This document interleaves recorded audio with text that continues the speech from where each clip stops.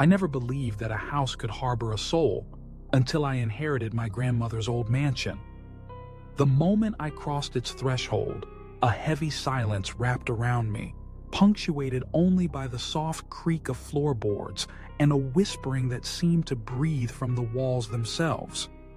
It was as if the very air was thick with memories, each corner of the house cradling a fragment of the past, waiting for someone to listen. The first night was the worst. I lay in bed, unable to sleep, as the murmurs grew louder, an indistinct chorus of voices that echoed in the dark.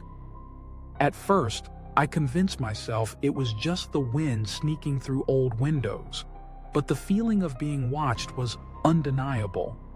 Every shadow seemed to twist with purpose, and I couldn't shake the sense that something was lurking just out of sight, something that had been waiting for me to arrive. Driven by equal parts fear and curiosity, I ventured into the attic the next day.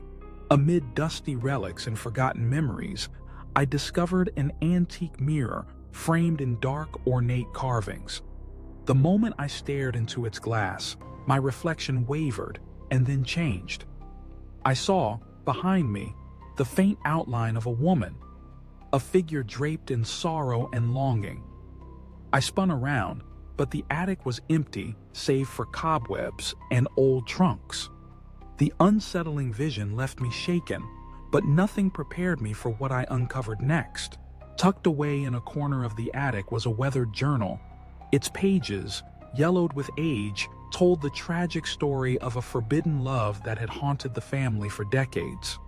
My great-grandmother had fallen for a man society would never accept, and their love had sparked a bitter curse. A curse that doomed the spirit of the scorned lover to wander the halls, seeking solace and vengeance. Each word I read felt like a thread pulling me deeper into the mansion's sorrowful history, revealing the pain that had seeped into its very foundations. That night, the whispers turned into anguished cries. I felt icy fingers brush against my shoulder, and the mirror in the hall shimmered with an eerie, unnatural light.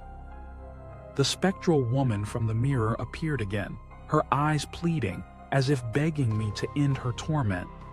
It was then I realized that her presence was not a random haunting. It was the living embodiment of a grief too deep to be forgotten. I felt an overwhelming urge to help her, to understand the weight of the sorrow that clung to her like a shroud. Determined to break the curse, I sought out a local mystic, known for her knowledge of old folklore. She explained that the only way to free the tormented spirit was to perform a ritual of forgiveness and remembrance, a final act of compassion that would reconcile the past. Armed with the mystic's guidance and the cryptic instructions from the journal, I prepared for a midnight ceremony in the abandoned chapel behind the mansion. As the clock struck 12, I lit a single candle and recited the ancient incantation. The air turned electric, and the house shuddered as if awakening from a long, tortured slumber. In the flickering candlelight, the spirit appeared one last time. This time, her expression was one of deep, weary gratitude rather than anger.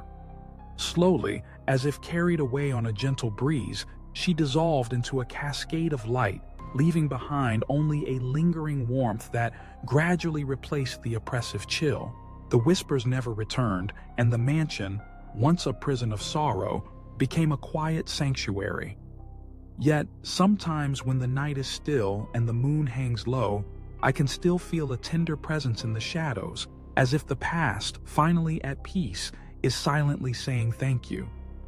The house, now alive with a different energy, felt like a guardian of stories, a keeper of love that transcended time, reminding me that even in darkness, there is always a path to light.